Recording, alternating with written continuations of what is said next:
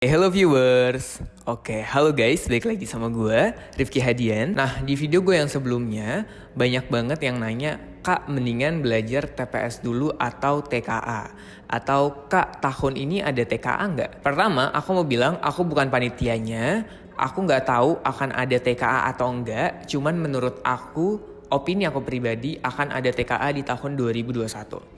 Kedua, kalau ditanya mendingan TPS dulu atau TKA dulu belajarnya, aku bakal bilang TPS dulu. Kenapa? Karena pada video kali ini aku bakal kasih 5 alasan kenapa kalian harus belajar TPS dulu dibandingkan kalian belajar TKA. Alasan yang pertama adalah belajar TPS itu lebih mudah dibandingkan belajar TKA. Seperti yang kita ketahui, materi-materi TPS itu sebenarnya udah pernah kita rasakan dan enak untuk dikerjain kalau menurut aku pribadi.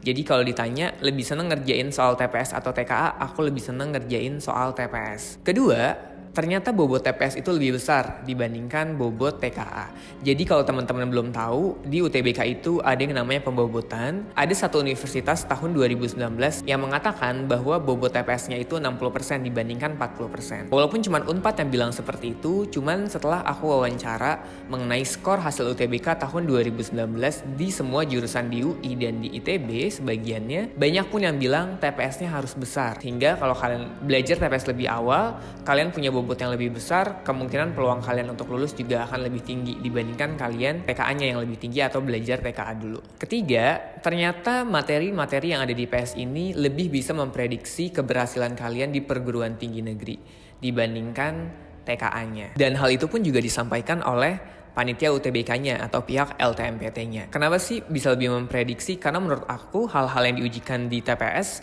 itu bersifatnya lebih kognitif. Banyak soal analisis, gak cuman bergantung sama teori, tapi kita harus mikir juga. Keempat, kalau kalian lebih mempelajari TPS dulu, peluang untuk kalian masuk di SBMPTN itu lebih besar. Kenapa begitu? Pertama, yang harus kalian ketahui adalah persaingan sekarang sangat ketat sekali. Pertama, yang harus kalian ketahui, bagi kalian anak IPS, akan banyak anak IPA yang pindah ke IPS untuk ngambil jurusan IPS. Di sini aku nggak mau ngebandingin antara anak IPA dan anak IPS. Gak ada yang lebih baik atau gak ada yang lebih buruk. Aku cuma pengen buat kalian aware aja, kalian sadar aja bahwa kuota untuk jurusan sosum ini gak cuma diisi oleh anak-anak IPS aja, tapi anak-anak yang IPA juga.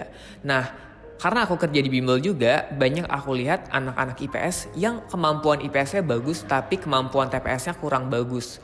Sedangkan kalau aku lihat anak-anak IPA itu lebih bagus di TPS-nya, tapi kemampuan IPA-nya juga banyak yang gak bagus gitu. Nah, kalau banyak anak IPA yang pindah ke IPS, otomatis mereka sudah menguasai atau lebih bisa menguasai TPS terlebih dulu. Sehingga saran aku, bagi kalian anak IPS juga, mendingan dikuatin di TPS-nya dulu. Kenapa? Karena itu kelemahan kalian, menurut aku pertama. Kedua, itu bisa nge-backup kalian atau bisa ngebuat kalian bersaing dengan anak IPA yang pindah ke IPS. Semakin kalian bisa belajar TPS, semakin kalian bisa berpeluang untuk lulus di SBMPTN nantinya. Yang kelima, yang terakhir menurut aku, belajar TPS itu bisa kalian lakukan, bisa dapat nilainya bagus kalau kalian terbiasa. Karena soal TPS itu beragam dan bermacam-macam banget. Teorinya juga nggak sebanyak teori yang ada di TKA, yang ada di IPA ataupun yang di sosum. Dan kalian butuh nalar untuk ngerjain itu. Kalian butuh tahu jenis katanya apa, kalian butuh tahu kata penghubungnya apa untuk soal bacaan. Ngambil kesimpulan dari pernyataan kayak gimana menggunakan konsep silogisme dan logika.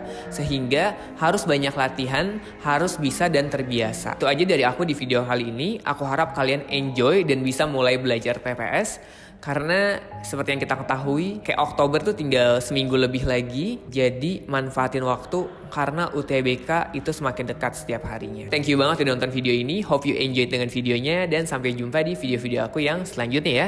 See you next time guys. Bye.